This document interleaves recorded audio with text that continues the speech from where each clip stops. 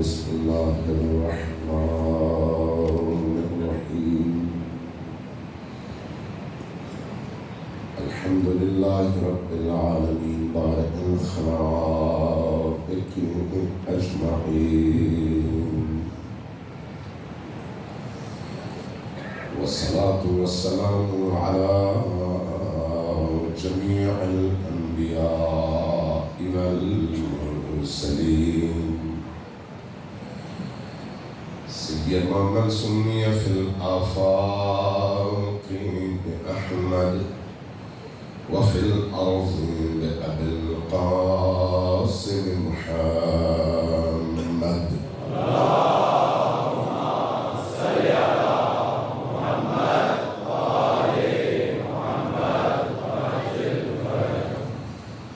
والصلاة والسلام على أولادها الطيبين الطاهرين المعصومين الميامين واللعنة الدائمة على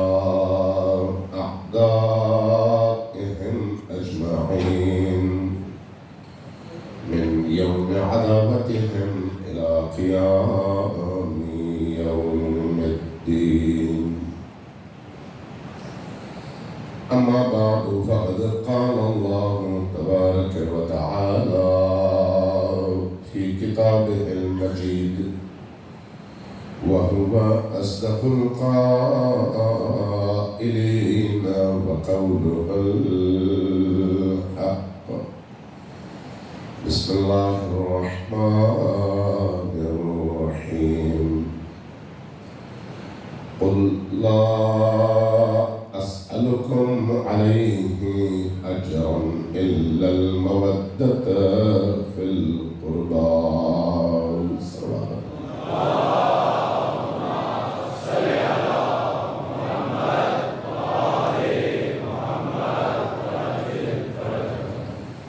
السلام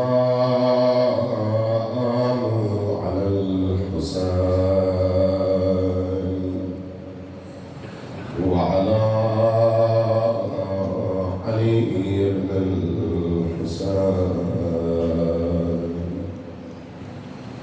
وعلى أولاد الحسين وعلى أصحاب الحسين ادعوا بالصلاة جيدا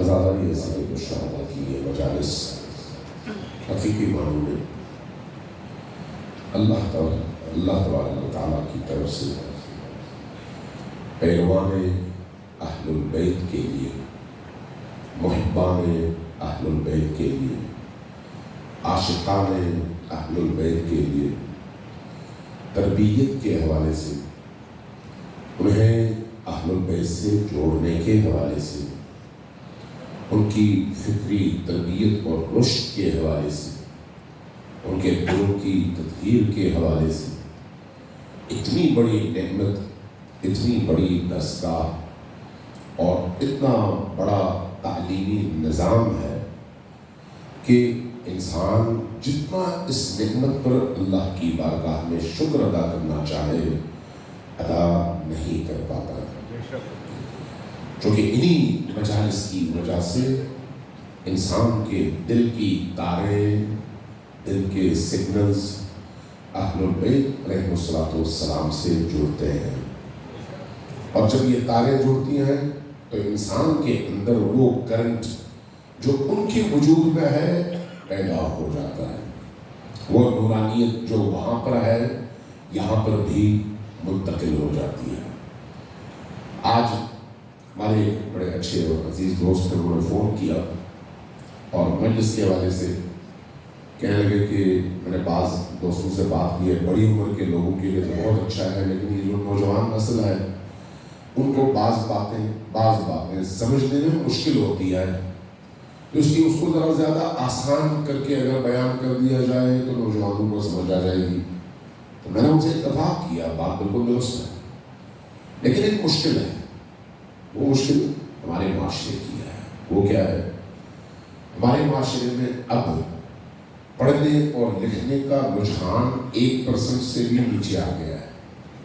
کتابوں کے پڑھنے کا رجحان بالکل ختم ہو چکا ہے۔ اب ہم جو کچھ سیکھتے ہیں وہ یا ٹک ٹاک سے سیکھتے ہیں، یا فیس بک سے سیکھتے ہیں، یا مختلف واٹس ایپ کے گروپ سے جو کچھ آتا ہے وہاں سے سیکھتے ہیں، اور پھر ہمارا جو پڑھنے اور کنسنٹریشن کا رجحان ہے وہ بھی وہ گھنٹوں سے سمٹ کر اور سکڑ کر آ گیا ہے اب منٹس پر، کہ 1 منٹ بھی ہم یکسوئی کے ساتھ کسی ایک نقطے کی طرف توجہ نہیں دے پاتے۔ اور اس کی وجہ آج کی ہماری وہ ٹیکنالوجی جو ہمارے کلچر، ہماری تہذیب، ہمارے گھر، ہماری تربیت، ہمارے رہن سہن اور ہماری زندگی کا حصہ بن چکے ہیں۔ اور اس کا نتیجہ کیا ہے؟ اس کا نتیجہ یہ ہے کہ سوچنے سمجھنے کے لیے جن غور اور فکر کی صلاحیتوں اور استعداد کی ضرورت ہے وہ بالکل تباہ ہو کر رہ گئی ہے، اور اس کا نتیجہ بالکل سرسری چیزوں پر سے گزر جانا، سرسری انداز میں گزر جانا، اور ان چیزوں کو فوکس کرنا جو بادی نظر میں پہلی نگاہ میں میرے لیے سب سے زیادہ ہے۔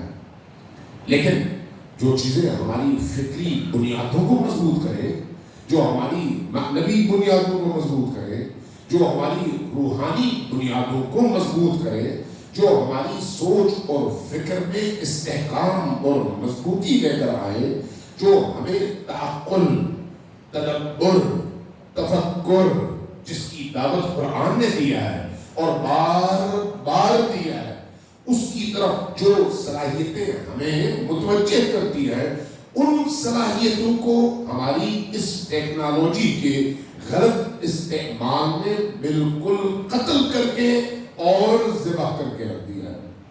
اور اس کا نتیجہ کیا ہے؟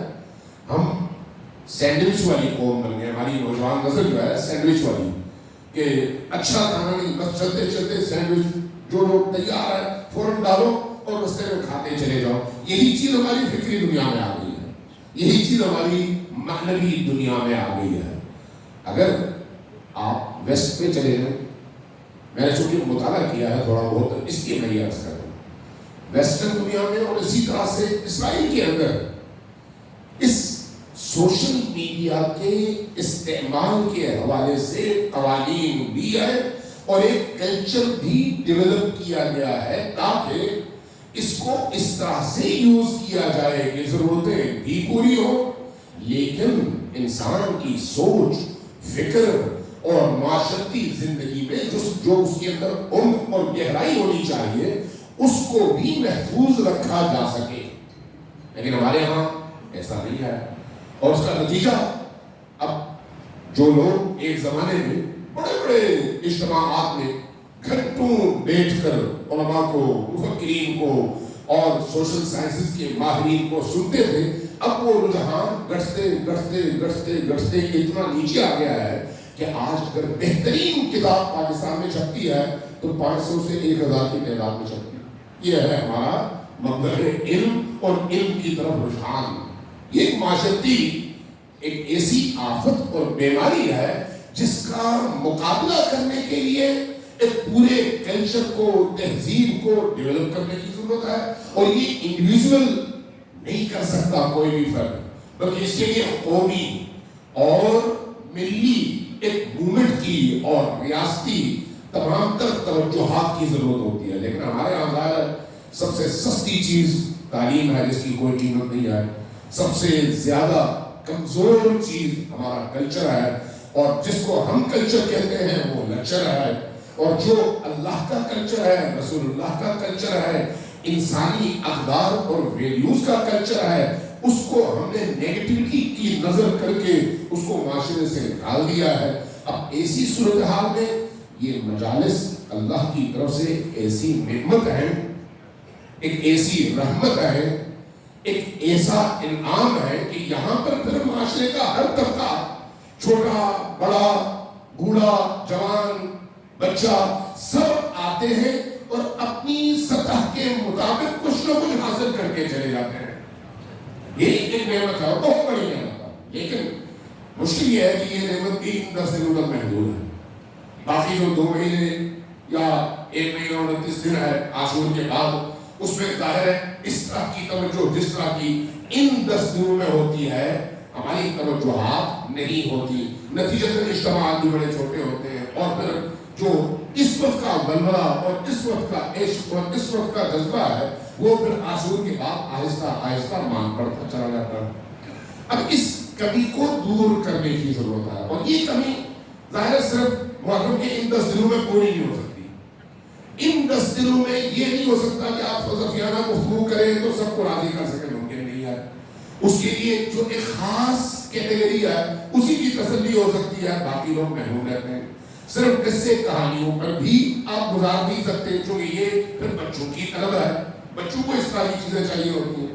اس کے ان مجالس کو مجموعہ ہونا چاہیے معارف کے مختلف حصوں کا، جس میں قرآن بھی ہو، جس میں سیرت بھی ہو، جس میں اہل البیت بھی ہو، جس میں معنویت بھی ہو، جس میں عقل بھی ہو، جس میں فکر کی دعوت بھی ہو، جس میں سوچنے کی دعوت بھی ہو، جس میں داستانیں اور قرآنی لطائف بھی ہو، جس میں معاشرتی حقیقتیں اور چیلنجز بھی ہو. یعنی مجموعہ ہونا چاہیے. اب جب اس طرح کا مجموعہ آپ دینے کی کوشش کریں گے تو نتیجتاً سب کو ہر چیز نہ سمجھ آئے گی اور نہ سب کے مطابق ہر چیز ٹھیک ہوگی. ہوگا یہی کہ جو جس مزاج کا ہے وہ اس حوالے سے کچھ نہ کچھ وہاں سے حاصل کرتا رہے گا.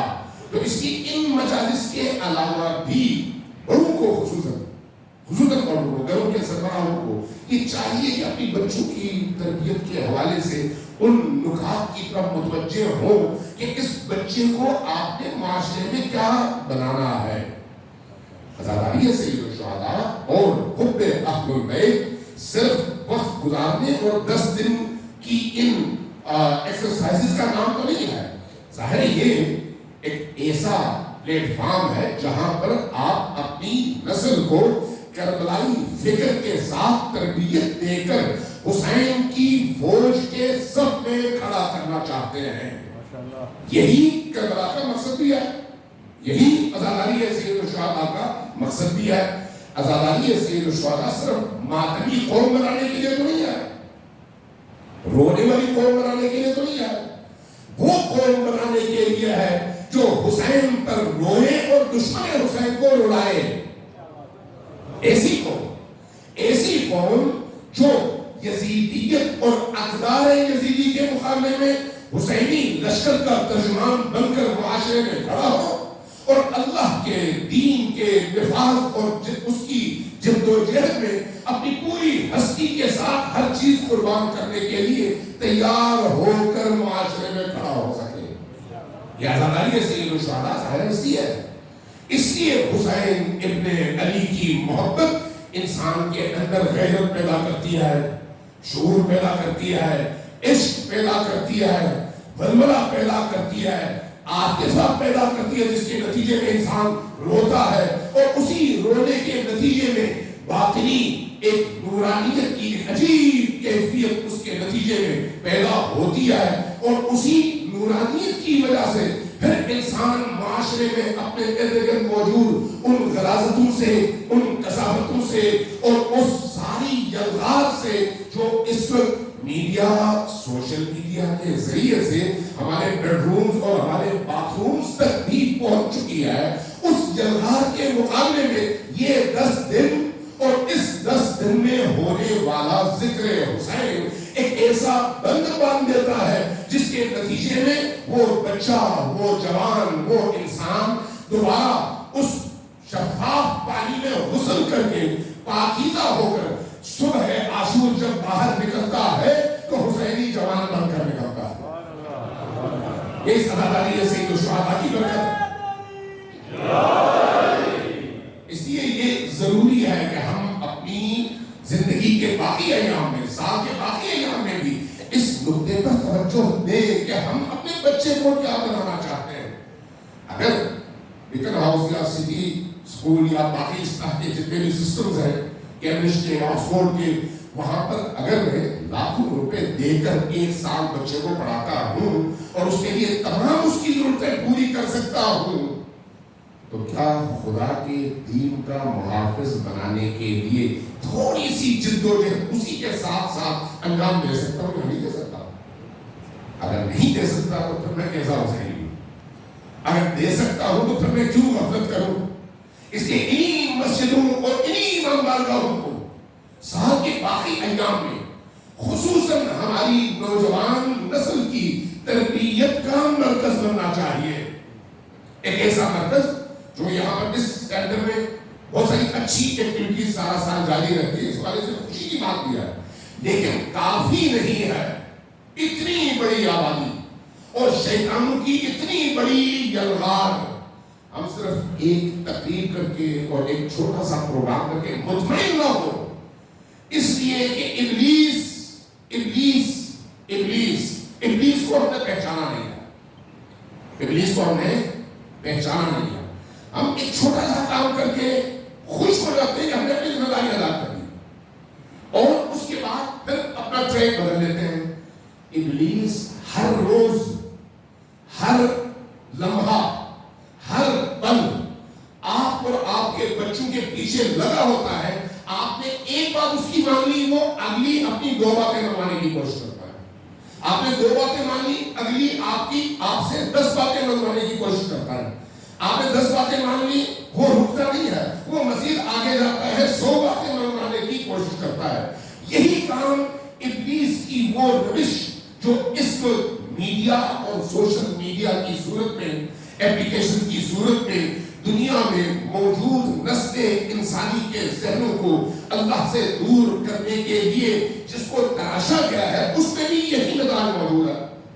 آپ نے پہلی دفعہ کوئی چیز بولی تو وہ آپ کو مزید ترغیب دلائے گی اگلی چیز کی, اس سے اگلی چیز, اس سے اگلی چیز, اس سے اگلی چیز, یہاں تک کہ پھر یہی چیز آپ کی زندگی کی روٹین بن جائے, اور اس کے بعد آپ خدا سے بھی دور ہو جائیں, رسول سے بھی دور ہو جائیں, قرآن سے بھی دور ہو جائیں, معنویات سے بھی دور ہو جائیں, دین سے بھی دور ہو جائیں, خود اپنے آپ اور اپنی پاکیزہ فطرت اور اپنے ضمیر کی پاکی اور نورانیت سے بھی اتنا دور ہو جائیں کہ پھر آپ کو کچھ بھی یاد نہ رہے اس ابلیسی نظام کے علاوہ. یہ سوچ جو ہے ہماری ایک بہت بڑی مشکل ہے, ایک بہت بڑا المیہ ہے. گزشتہ دنوں اب بات آ گئی ہے, میں تو بہت عرض کروں اگر آپ سننا چاہیں. سلام بھیجیے گا محمد والے.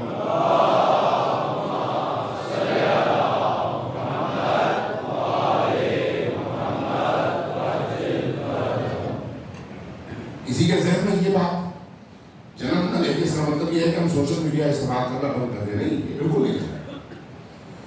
سوشل میڈیا کے وجہ سے ایک جملہ میں ایسا ہوں, میں نے ایک دفعہ رہبر انقلاب آیت اللہ خامنہ کا ایک جملہ ایک تقریر میں انہوں نے جب بیان کیا تو میں نے سنا, بڑی خوشی ہوئی. جملہ انہوں نے یہ کہا کہ آج کی نوجوان نسل کی ایک ذمہ داری ہے, اور وہ کیا ہے؟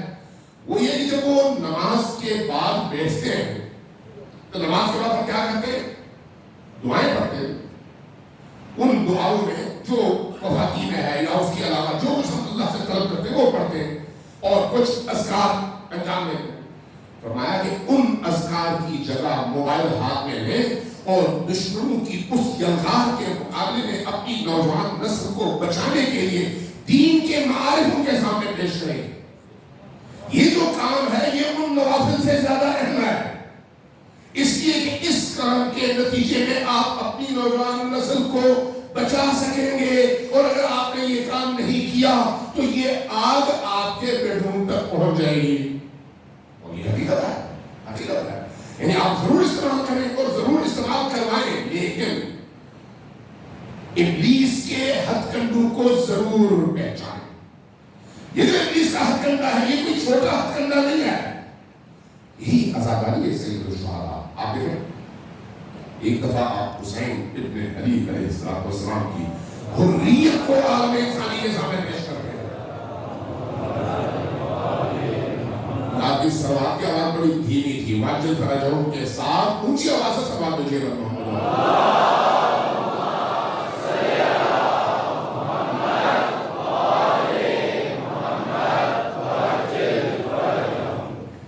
ایک دفعہ اگر آپ معاشرے کے اندر دیکھیں تو لوگوں کو جس چیز کی سب سے زیادہ ضرورت ہے, میں آپ کو اسی بات پر, جس چیز کی سب سے زیادہ ضرورت ہے وہ ہے آج کے استعمار, آج کے شیاطین اور آج کی ابلیسی طاقتوں کے ہتھ کنڈے اور انسانی ذہنوں پر ان کے قبضے کی راہوں کو پہچاننا سب سے اہم مرحلہ. اگر آپ نے یہ نہیں پہچانا, رحمان سمجھ کر شیطان کے چنگل میں پھنسیں گے, خدا سمجھ کر خدا کے دشمنوں کے چنگل میں پھنس جائیں گے, علی سمجھ کر علی کے دشمنوں کے نرغے میں چلے جائیں گے اور اسی کو علی سمجھیں گے اور علی کی تعلیمات سمجھیں گے. چونکہ دشمن کھل کر کبھی بھی سامنے نہیں آتا, کھل کر آئے تو آپ کھڑے ہو جائیں گے. آپ ذرا ابھی بھی دیکھیں کہ گزشتہ 30 سالوں میں صرف پاکستان کے اندر دہشت گردی کے ذریعے سے وہ آزاداری کو روک سکے نہیں, تشیع کی بڑھتی ہوئی قوت کو کوئی روک سکا نہیں. کیوں؟ اس لیے کہ وہ کھلا دشمن تھا. جب کھل کر کوئی آتا ہے تو میری حسینی حمیت, غیرت حسینی, غیرت عربی مجھے مجبور کرتی ہے کہ میں اپنے بچوں کے ہاتھ پکڑ کر میدان میں کھڑا ہو جاؤں اور دفاع کروں. اس کی کھل کر دشمن جب آتا ہے تو پوری قوم کھڑی ہو جاتی ہے. لیکن جب دشمن کھل کر نہ آئے, پردوں میں لپٹ کر آئے, آپ کا لباس پہن کر آئے, آپ کی آزاداری کی شکل اختیار کر کے آئے, سوشل میڈیا کی صورت میں آئے, مختلف گرفت کی صورت میں آئے, ایسی چیزوں کی صورت میں آئے جو بظاہر اللہ کے نام سے شروع ہو اور اس کے پیچھے زہر بھرا ہوا ہو, تو آپ کے بچوں کے ذہن کو زہر آلود وہ اس طرح سے کر پاتے ہیں کہ آپ محسوس بھی نہیں کرتے اور گھر رہ کر اس کو دین سمجھ کر خود بھی قبول کرتے ہیں, بچوں سے بھی قبول کرواتے ہیں, اور بعد میں دیکھتے ہیں کہ وہی بچہ اپنے زمانے کے ولی کا بھی دشمن بن گیا, علماء کا بھی دشمن بن گیا, آزاداری سے بھی بیزار ہو گیا. اس وقت خصوصاً شیعہ سرزمینوں میں, لبنان میں, عراق میں آپ کو فیکٹس بتا رہا ہوں, بحرین میں, ایران میں اور پاکستان کے اندر بھی شروع ہو چکا ہے. سوشل میڈیا کے ذریعے سے حسین ابن علی اور عزاداری سید الشہداء کے حوالے سے کئی حوالوں سے حملے شروع ہو چکے ہیں. ایک یہ ہے کہ لوگوں کے ذہنوں میں شبہات ابالے جائیں, شبہات پیدا کیے جائیں. آدمی عقل تو رکھتا ہے, سوچتا ہے, جب سوچتا ہے اس کو تسلی کا جواب نہ ملے تو پھر وہ کسی اور راہ پر نکل جاتا ہے. سب سے پہلا کام شبہات پیدا کرنا. دوسرا, وہ جو درست رستہ ہے اس کو غلط پیرائے میں بیان کرنا اور غلط چیز کو خوبصورت پیرائے میں پیکنگ کے ساتھ پیش کرنا, اور نتیجتاً نوجوان نسل کو عزاداری سید الشہداء اور محرم کی روح سے دور کر کے ان کو ایسی چیزوں کا عادی بنانا جو ان کو حسین تک نہ پہنچا سکے بلکہ یزید کا غلام بنا دے. بڑے طور و طریقوں کے ساتھ وہ یہ کام کر رہے ہیں. کبھی اس پر اگر تفصیل سے بات کرنے کا موقع ملا تو یہ بہت بڑا چیپٹر ہے. یہ جہاں جہاں تشیع کی آبادی ہے وہاں وہاں بھرپور طور پر اس پر کام ہو رہا ہے اور بڑے زبردست طریقے سے کام ہو رہا ہے.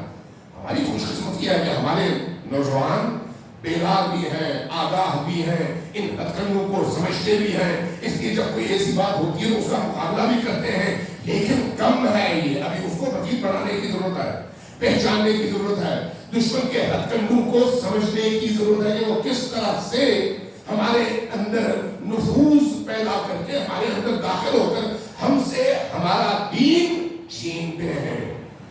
وہ موقع کہاں پر آئے گا؟ یہیں کسی عزاداری سید الشہداء. جب انسان اخلاص کے ساتھ آتا ہے سید الشہداء کی بارگاہ میں حسین ابن علی کے عشق کے ساتھ, تو حسین ابن علی اس کا ہاتھ تھامتے ہیں. سچی بات ہے, تھامتے ہیں.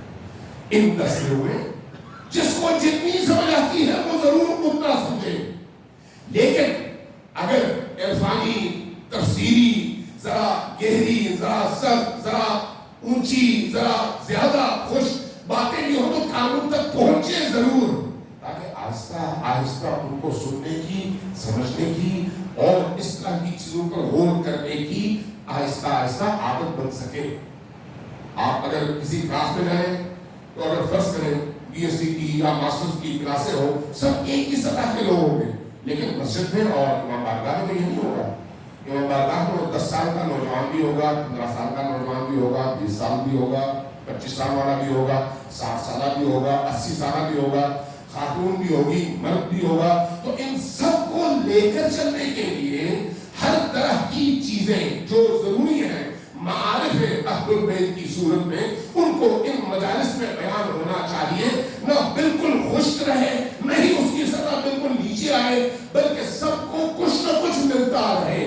لیکن یہ کافی پھر بھی نہیں ہے۔ پورا سال ہمیں اپنے بچوں کی تعلیم اور تربیت کے لیے کانشیس رہنے کی بھی ضرورت ہے اور فکر مند رہنے کی بھی ضرورت ہے کہ کہیں ہماری ساری جو زندگی کا حاصل ہمارا بچہ ہے وہ ہمارا دشمن 7 سمندر پار رہتے ہوئے ہمارے ہاتھ سے چھین کر اپنے آپ سے وابستہ نہ کر لے۔ صلوات بھیجیے محمد والوں۔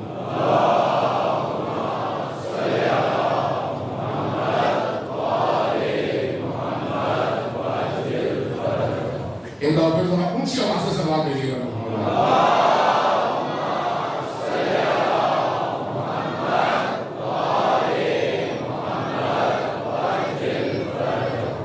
جو چیز ہمیں ان تمام آفات سے نکالتی ہے وہ کیا ہے؟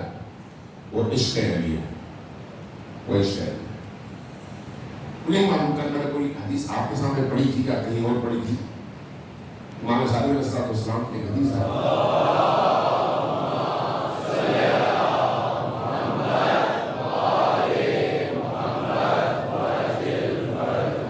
اور زیارت جامعہ کبیرہ میں میں آپ سے یہ ریکویسٹ کروں گا کہ زیارت جامعہ کبیرہ ضرور پڑھیں۔ جو لوگ نہیں پڑھتے یا نہیں پڑھا گئے انہوں نے ایک دفعہ کم از کم پڑھیں۔ جب پڑھیں تو صرف پڑھیں نہیں، سمجھیں، سمجھنے کے لیے اس کے ترجمے کی طرف بھی جائیں۔ زیارت جامعہ کبیرہ امام شناسی کا ایک مکمل نصاب ہے، ولی شناسی کا ایک مکمل نصاب ہے۔ اس کے ادب میں، زیارت جامعہ کے ادب میں سب سے پہلا ادب یہ ہے کہ انسان جب پڑھنا شروع کرے اس سے پہلے اللہ تبارک و تعالیٰ کی وحدانیت کی گواہی دے۔ کیوں؟ ایسا نہ ہو کہ امام شناسی کا یہ نصاب پڑھ کر وہ یہ سمجھے کہ یہی خدا ہے، نعوذ باللہ ثم نعوذ باللہ ثم نعوذ باللہ، یہ نہ سمجھے، گمراہ نہ ہو، لڑک نہ جائے۔ چونکہ آدمی یعنی انسان اپنی فطرت میں اس کے مبالغہ آرائی موجود ہے، ہر انسان کی فطرت میں یہ چیز شامل ہے۔ اس لیے جب وہ تعریف کرے گا تو بھی مبالغہ کرے گا، تنقیص کرے گا تب بھی مبالغہ کرے گا۔ اس لیے تعادل اور توازن کے ساتھ چلنا عاقلوں کا کام ہے، ہر انسان کا کام نہیں ہے۔ لہٰذا اس زیارت کے آغاز میں ہمیں ائمہ اطہار علیہ السلام نے جو طور و طریقے بتائے وہ کیا ہے؟ وہ یہ ہے کہ سب سے پہلے اللہ کی وحدانیت کی گواہی دو، اشہد ان لا الہ الا اللہ و اشہد ان محمد رسول اللہ، اللہ اور اس کے رسول کی گواہی۔ اس کے بعد اللہ کی کبریائی کی گواہی دو، اللہ اکبر، اور ایک دفعہ بھی 100 بار یہ پڑھو، 100 بار پڑھو۔ 100 بار اللہ اکبر پڑھنے کا مطلب کیا ہے؟ یہ جادو بن کر تو نہیں آیا کہ آپ نے کچھ الفاظ پڑھ لیے تو اس کے نتیجے میں کوئی خاص ایسا عمل سامنے آئے، نہیں، یہ آپ کی معنوی تربیت ہے، فکری تربیت ہے۔ جب آپ 100 بار اپنے دل کو بتاتے ہیں کہ اللہ ہر چیز سے اس طرح سے بڑا ہے کہ آپ اس کی جو تعریف کرتے ہیں وہ تعریف بھی چھوٹی ہے، وہ اس تعریف سے بھی بڑا ہے۔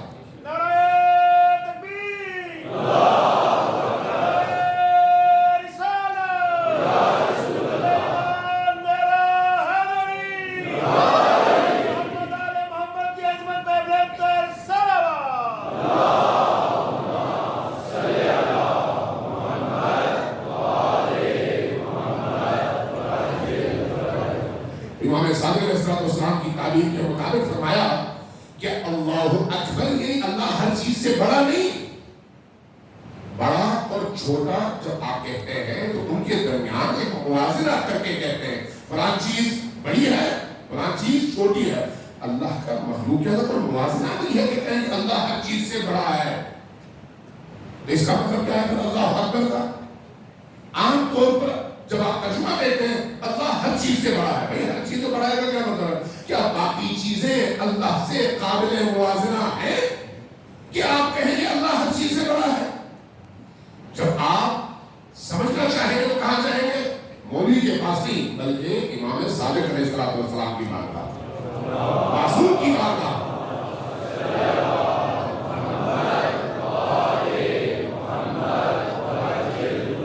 نبی کریم نے فرمایا قرآن اور اہل البیت کو اسی لیے فرمایا جو لوگ اہل البیت سے دین لیتے ہیں وہ پھر سمجھ سکتے ہیں کہ اللہ جو کہنا چاہ رہا ہے وہ کیا ہے.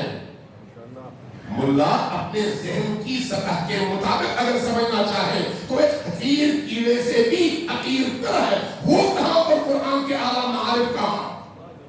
اس لیے جب کہا گیا اللہ اکبر تو امام صادق علیہ السلام نے بھی فرمایا، امیر المؤمنین نے بھی فرمایا. اس کا کیا مطلب ہے؟ اس کا مطلب ہے اللہ اکبر من ان یوصف. اللہ جو تم کوئی وصف بیان کر سکتے ہو اس وصف سے بھی اعلیٰ ہے اور وہ وصف کے قابل بھی نہیں ہے. اس لیے کہ تمہارا وصف اور تمہاری تعریف تمہارے ذہن کی مخلوق ہے اور اللہ خود خالق ہے. لوگوں کا موازنہ نہیں ہے. باقی چیزوں سے اس کا مقابلہ کیا مقابلہ. اس لیے کہا کہ جب زیارت جامعہ پڑھو تو اس سے پہلے 100 بار اللہ اکبر پڑھو، اس کے بعد زیارت جامعہ کے کلمات پڑھو. اب زیارت جامعہ کو جو آپ پڑھتے ہیں ایک ایک جملہ میں یہ دعوے سے کہہ رہا ہوں، میں دعوے سے اگر کوئی شخص مطالعہ کرے تو زیارت جامعہ کے ایک ایک جملے کے پیچھے قرآنی معارف ہے، قرآن کی آیات ہے. اور اگر کوئی سطحی طور پر دیکھے تو کہے گا ارے یہ تو شرک ہے، ارے یہ تو ایک انسان کو آپ نے اس مقام تک پہنچا دیا. نہیں، ایسا نہیں ہے. ہر جملے کے پیچھے قرآنی مفاہیم، قرآنی معارف اور قرآنی مطالب اور آیات موجود ہیں. زیارت جامعہ میں اتنی ہلکی اور مختصر نہیں ہے، چاہتا ٹائم لگتا ہے اگر انسان اور سے پڑھنا شروع کر دے. تو زیارت جامعہ میں ایک جملہ ہے وَكُلُّ شَيْءٍ ذَلَّ لَكُمْ. کس کو خطاب ہے؟ امام معصوم. یہ امام معصوم کوئی خاص معصوم نہیں ہے، چونکہ زیارت جامعہ نبی کریم سے لے کر امیر المؤمنین سے لے کر آخری امام تک ہر امام کے مزار پر ان کی قبر اطہر پر پڑھنے کی اجازت بھی ہے اور مجموعی طور پر سب کے لیے پڑھنے کی اجازت بھی ہے، کیونکہ اس میں جو اوصاف اور مقامات ہیں وہ سب کے مقامات ہیں. اس لیے جب آپ جملہ پڑھتے ہیں، میں آخر کا صرف ایک جملہ نقل کر رہا ہوں. جملہ کیا ہے؟ کل شیء وذل کل شیء لکم. اے معصوم، اے میرے امام، آپ اس مقام پر ہیں کہ کائنات میں جس چیز پر شیء کا اطلاق ہو سکتا ہے، چیز آپ کس کو کہتے ہیں؟ جو بھی موجود ہے، مخلوق ہے، جو بھی چیز ہے. یہ جملہ آپ کو بتاتا ہے وہ کل شیء ذل لکم. اس کائنات میں جو کچھ بھی ہے آپ کی نگاہ آپ کے مقابلے میں ذلیل ہے. یہ ذلہ زال اور لام سے ہے. یہ ذلہ آپ جو اردو میں پڑھتے ہیں، عربی میں ذلہ ہوتا ہے اور اردو میں ذلت ہے. ذلت کا کیا مطلب ہے؟ حقیر، بس چھوٹا، اور اس کے مقابلے میں عزیز، بڑا، عظیم. تو آپ اس زیارت جامعہ کے ایک جملے میں وہ مقام بیان بھی کر رہے ہوتے ہیں اور اس کا اعتراف بھی کر رہے ہوتے ہیں کہ اے میرے امام، کائنات میں موجود ہر چیز آپ کے مقابلے میں، آپ کے موازنے میں چھوٹی ہے اور ذلیل ہے اور آپ اس سے بڑے ہیں. اس کا کیا مطلب ہے؟ کائنات میں اسرائیل بھی ہے، اسرافیل بھی ہے، جبرائیل بھی ہے، اللہ کے مقرر فرشتے بھی ہیں، کائنات میں نبی اور آل نبی میں ان ہستیوں کے مقابلے میں جو کچھ بھی ہے وہ کمتر ہے اور یہ بالاتر ہے. پر محمد آل محمد صلوات.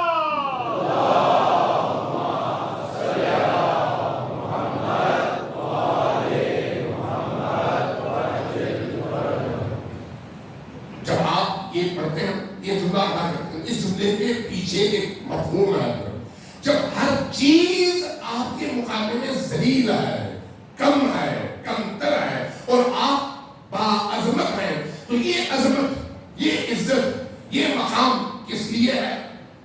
اس لیے کہ اللہ نے آپ کو اپنی ولایت کے اس منصب پر اس عالم میں فائز کر رکھا ہے کہ اپنی ولایت کے تسلسل میں اللہ نے اس لیے قرآن کریم میں تمام مسلمانوں اور اہل توحید کو حکم دیا کہ جس طرح میری ولایت کے دائرے میں داخل ہوتے ہو اسی طرح نبی کی ولایت میں داخل ہو جاؤ, اور جس طرح نبی کی ولایت میں داخل ہوتے ہو اسی طرح علی اور آل علی کی ولایت میں داخل ہو جاؤ.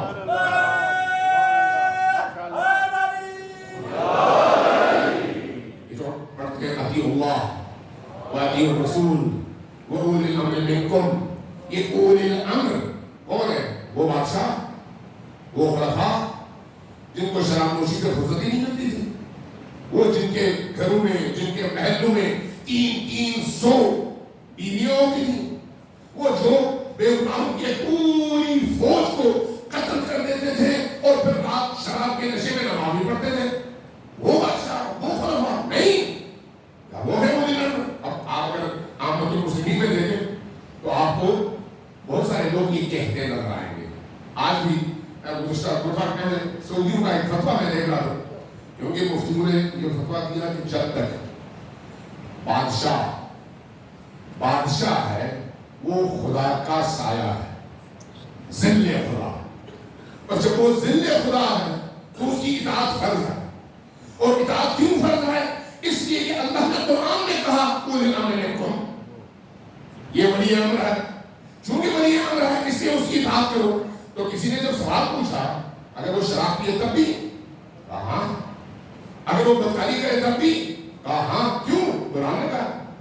جب وہ ولی ہے تو پھر اس عالم یا مملکت اسلامیہ کی بادور اس کے ہاتھ میں ہے, اب تم پر فرض ہے کہ اس کی اطاعت کرو. اس لیے یہ جو ہمارے بعض مسلمان بھائی گمراہ ہوتے ہیں اور ہر ظالم کو اپنا امام بنا کر مظلوم کے مقابلے میں اس کی عدالت تراشنے کی کوشش کرتے ہیں, وہ یہاں پر آ کر اس طرح کے مفاہیم سے گمراہ ہو جاتے ہیں.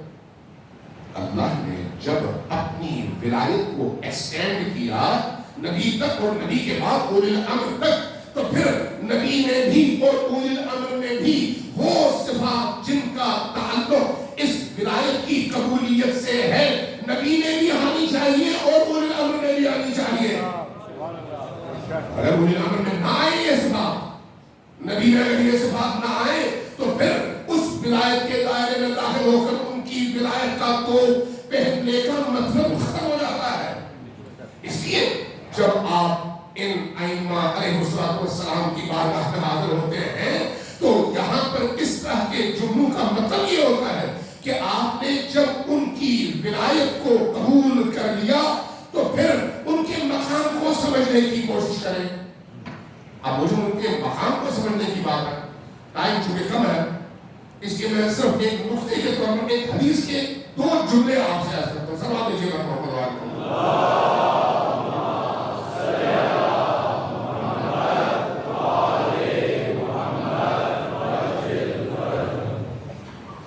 بہار میں علامہ مجلسی نے ایک طویل حدیث نقل کیا ہے, بڑی طویل حدیث, اور یہ حدیث قرآن کی ایک آیت کی تشریح اور تفسیر میں امام باقر علیہ السلام نے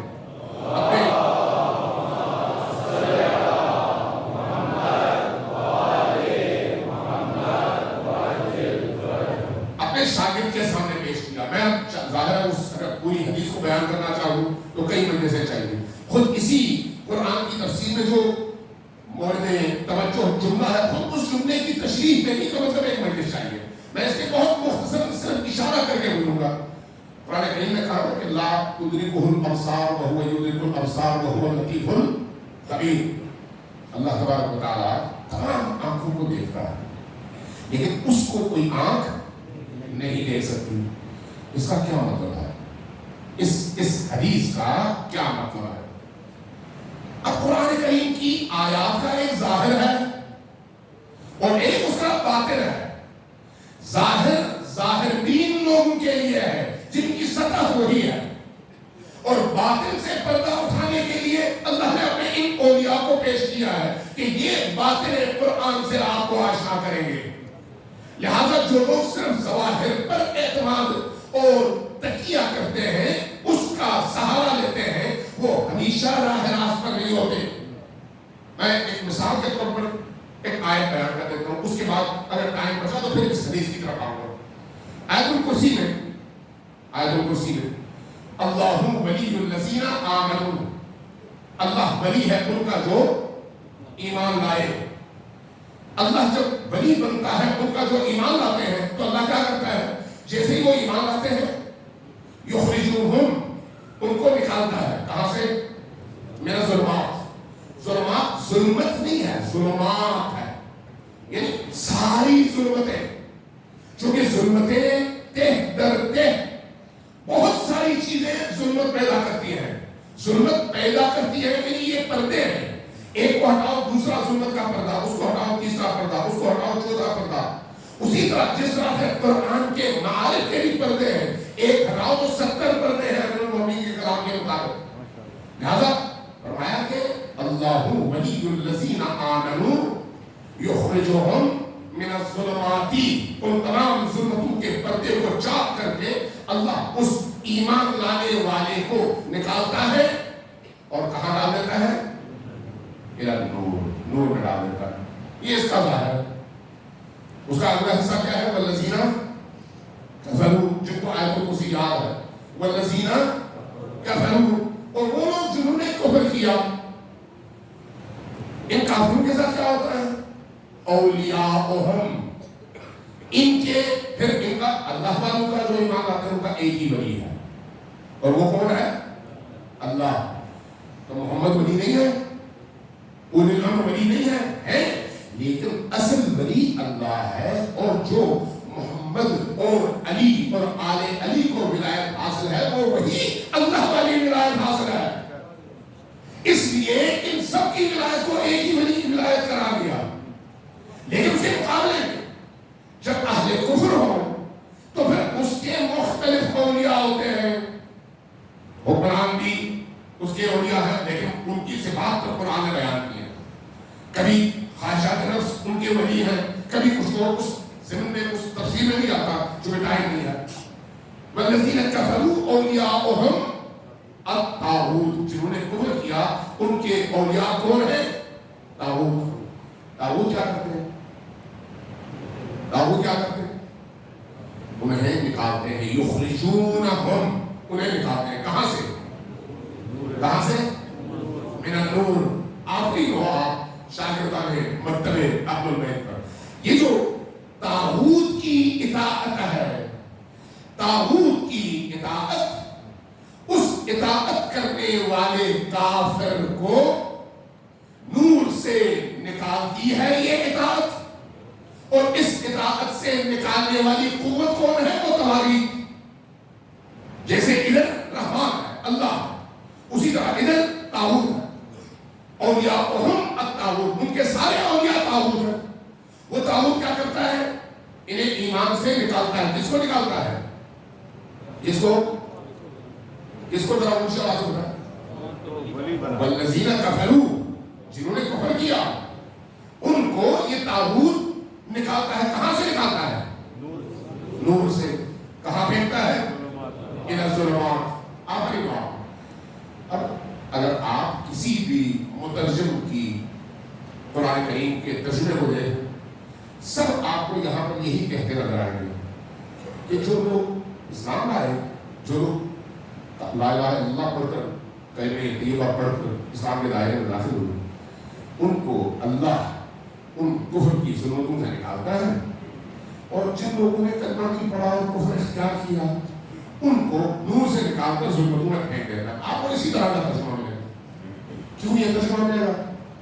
اس لیے کہ انہوں نے یہ مفاہیم اہل البیت سے نہیں لیے، اپنی خواہش اور اپنی سوچ کے مطابق قرآن کے ظاہر کو دیکھا اور یہ نتیجہ اخذ کیا۔ جبکہ اگر آپ اہل البیت کی طرف جائیں تو اہل البیت آپ کو بتائیں گے کہ قرآن اس آیت میں کیا کہہ رہا ہے۔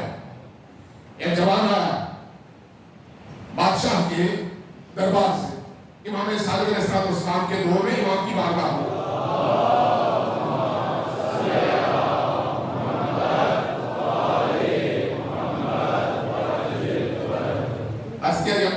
چونکہ یہ خود امام کی اجازت سے دربار میں ملازم تھا، میں اس تفصیل میں نہیں جاتا چونکہ ٹائم ختم ہو گیا۔ آیا کہا کہ رسول اللہ میں نے ایک چیز دیکھی ہے خلیفہ کے دربار میں، کچھ لوگ بڑے ہی اچھے ہیں، کیسے کا نماز پڑھتے ہیں، وعدے کے پکے ہیں، سچ بولتے ہیں، حق نہیں کھاتے، جھوٹ نہیں کہتے۔ پھر لیکن ان کو میں دیکھتا ہوں تو سوچتا ہوں کیا یہ تمام نیکیوں کے باوجود جہنم جائیں گے؟ پھر عرض کیا کہ رسول اللہ، جب میں آپ کے ماننے والوں کی طرف آتا ہوں تو بعض ایسے لوگوں کو بھی دیکھتا ہوں جو کبھی جھوٹ بھی بول دیتے ہیں، کبھی دوسروں پر ستم بھی کرتے ہیں، کبھی دوسروں کا حق بھی مارتے ہیں، پھر اس کے باوجود وہ کہتے ہیں ہم ثابت ہے آل محمد کی شیعہ۔ تو کیا وہ اپنی نیکیوں کے باوجود جہنم جائیں گے، اور یہ اپنی تمام برائیوں کے باوجود جہنم جائیں گے، جنت جائیں گے؟ روایت کہتے ہیں، اصول کافی کی روایت ہے، روایت کہتے ہیں امام علیہ السلام کے چہرے میں ایک جلال کی کیفیت نمودار ہوئی۔ آپ نے فرمایا کہ ہاں ایسا ہی ہوگا۔ جب آپ نے فرمایا ہاں ایسا ہی ہوگا، پریشان ہوتا کہ وہ کیسے؟ فرمایا یہ جو جن میرے ماننے والوں کو، اہل بیت کے ماننے والوں کو تم نشانہ بنا رہے ہو، اگر وہ حقیقتاً اہل بیت کے ماننے والے ہیں تو مرنے سے پہلے اللہ ان کو کسی نہ کسی موڑ پر توفیق توبہ دے گا، وہ حقوق الناس و حقوق اللہ ادا کریں گے اور پاک ہو کر جائیں گے اس دنیا میں، اس لیے وہ جنت ہی میں جائیں گے۔ تو کہا وہ دوسرے، کہا وہ کبھی بھی نہیں جائیں گے۔ یہ آپ فرما رہے ہیں؟ ہاں، ایسی کوئی دلیل؟ فرمایا قرآن پڑھو۔ وہ کیسے؟ یہی آیت اللہ ولی الذین آمنوا یخرجهم من النور من الظلمات الى النور والذین کفروا اولیاؤهم الطاغوت یخرجونهم من الظلمات من النور الى الظلمات۔ ہمارا یہ تو کافر اور مومن کے بارے میں آیا، پہلی آیت جو ہے، پہلا حصہ وہ مومن کے بارے میں جو ایمان لاتے ہیں اللہ ان کو ظلمتوں سے نکالتا ہے، ایمان داخل کر دیتا ہے۔ دوسرا حصہ کافروں کے بارے میں ہے جو جب ایمان نہیں لاتے اور انکار کر دیتے ہیں تو ان کے طاغوت جو ان کے ولی ہے وہ ان کو نور سے نکال کر ظلمتوں میں پھینک دیتے ہیں۔ امام نے فرمایا یہی ہے تمہارا اصول۔ یہ بتاؤ کافر کب نور میں ہوتا ہے؟ کافر کبھی نور میں ہوتا ہے نہیں، کافر کو ہمیشہ ظلمتوں میں ہوتا ہے۔ قرآن کیا کہتا ہے؟ قرآن کہتا ہے والذین کفروا اولیاؤہم الطاغوت یخرجونہم من النور الی الظلمات، کہ وہ کافر ہیں جو پہلے نور میں تھے۔ تو عرض کیا پھر وہ کون سے کافر ہیں جو پہلے نور میں تھے اور پھر ولایت کا انکار کر کے، ولی کا انکار کر کے وہ جہنم چلے گئے اور گمراہی میں چلے گئے؟ فرمایا جس نے اللہ کی وحدانیت کو قبول کیا، جس نے رسول کی ولایت کو قبول کیا، وہ نور میں آ گیا، لیکن جب علی کی ولایت اور آل علی کی ولایت کو قبول کرنے کا مرحلہ آیا اور اس نے انکار کر دیا تو اب وہ پہلے نور میں تھا، اب یہ جو انکار ہے علی کی اور آل علی کی ولایت کا انکار، یہ طاغوت کی ولایت کا اقرار ہے، تو پھر طاغوت ان کو اس ولایت کی روشنی اور نور سے نکالتا ہے اور ظلمتوں میں پھینک دیتا ہے۔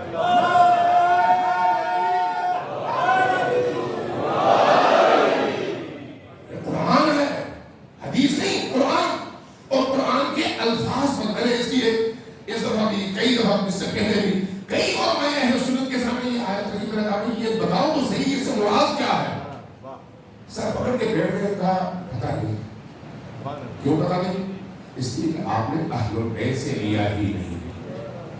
قرآن سمجھنے کے لیے اہل البیت کے دروازے پر جانا ضروری ہے، اس لیے کہ وہ ہیں اہل البیت جو قرآن کے محافظ بھی ہیں، مروج بھی ہیں اور مفسر بھی ہیں. ان کے علاوہ کسی سے لوگے تو پھر وہ نہیں ہوگا جو خدا چاہتا ہے. پر محمد وعلى محمد صلوات.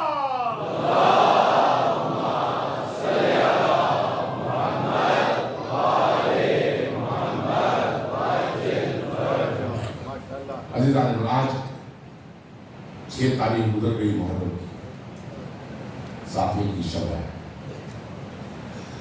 اور جیسے جیسے یہ ایام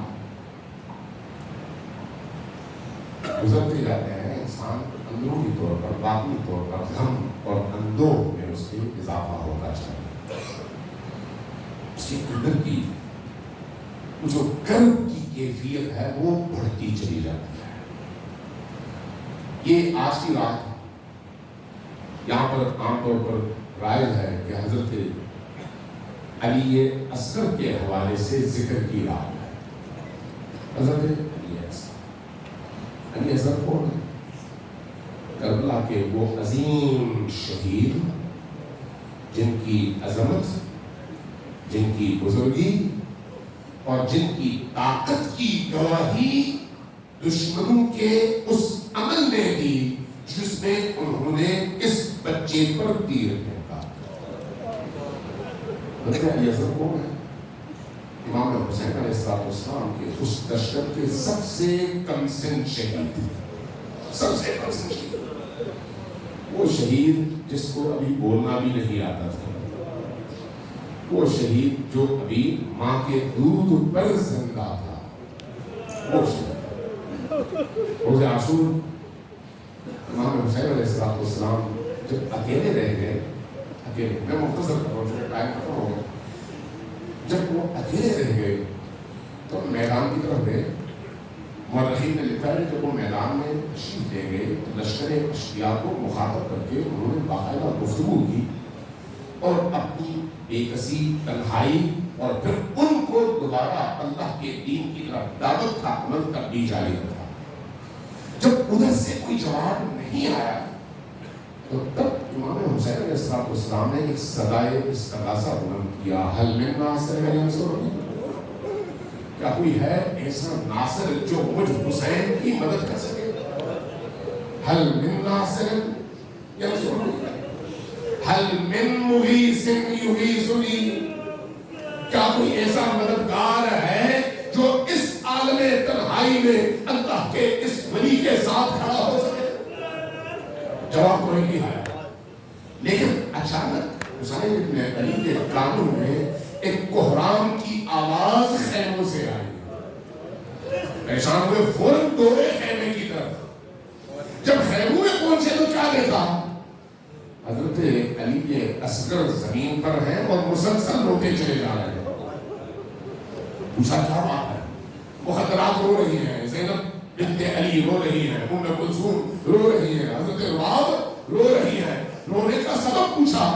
عرض کیا مولا جب آپ نے صدائے استغاثہ بلند کیا نا تو اس وقت سے یہ بچہ بار بار گہوارے سے اپنے آپ کو زمین پر گراتا ہے اور روتا ہے، تو گویا آپ کی صدائے استغاثہ پر لبیک علی اصغر کہہ رہا.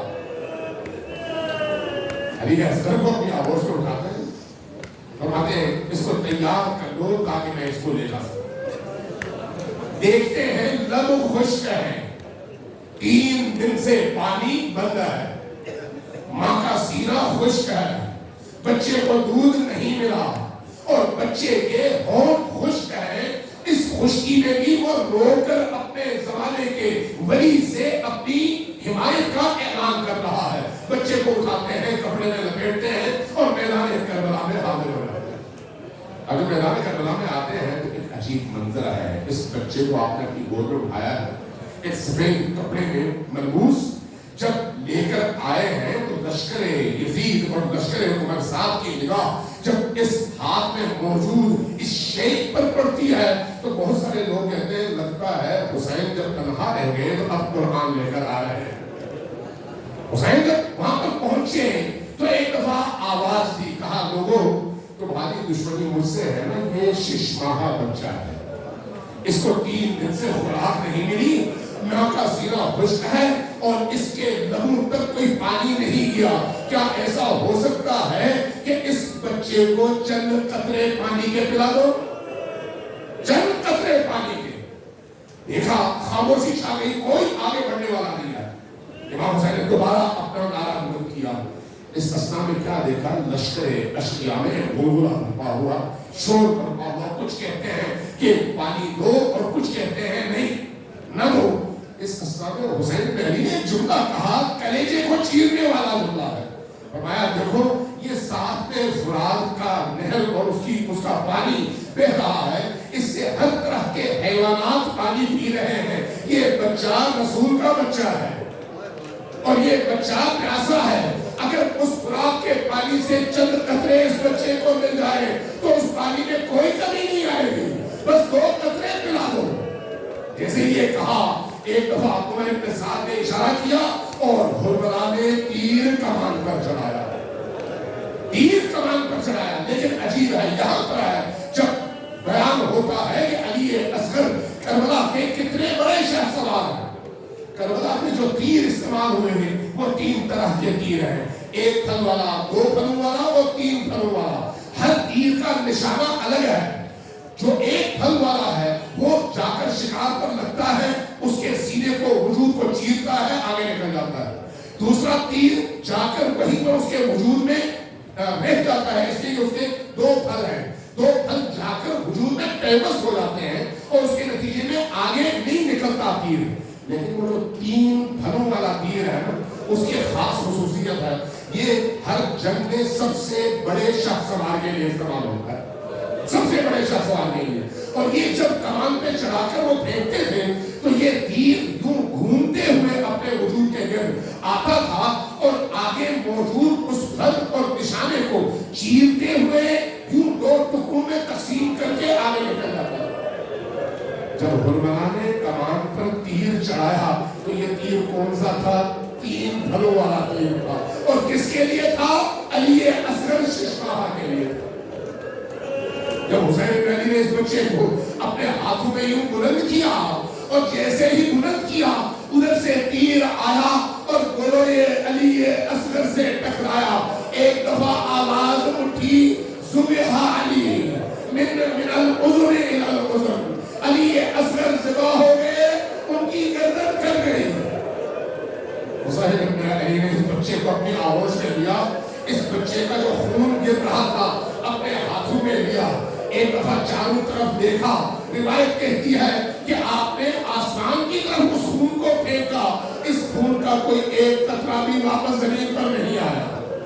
آپ نے وہ ہاتھ اپنے چہرے پر ملے, اب اس بچے کو لیا, اب آگے بڑھ رہے ہیں. روایات مختلف بھی ہیں اور متواتر بھی ہیں.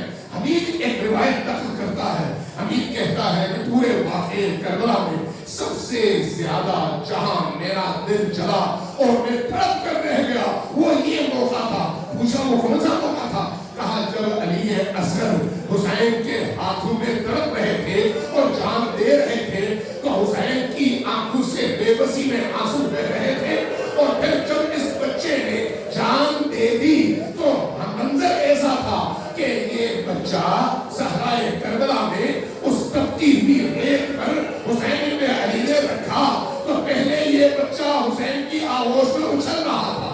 جب یہ اچھل رہا تھا تو ایسے جیسے پانی سے مچھلی کو آپ ریزار پر اور ریت پر پھینکتے ہیں تو جان دیتے ہوئے مچھلی جیسے اچھلتی ہے, یہ بچہ اسی طرح سے اچھل رہا تھا. اور اس کے بعد جب یہ بچہ تھوڑا سا رک گیا تو میں نے دیکھا اس بچے کے ہونٹ کبھی کھلتے تھے کبھی بند ہوتے تھے, کبھی کھلتے تھے کبھی بند ہوتے تھے. اس عالم میں ایک وقت ایسا آیا جب اس بچے کی زندگی کے آثار ختم ہو گئے. حسین ابن علی نے اس بچے کو اٹھایا, خیمے کی طرف رخ کیا, لیکن جو منظر میں نے دیکھا وہ یہ ہے کہ کبھی کبھی خیمے کا دروازہ کھلتا تھا, مخدرات باہر آتی تھی, واپس چلی جاتی تھی. اب جب اس بچے کو لے کر حسین خیمے کی طرف جا رہے تھے تو دیکھا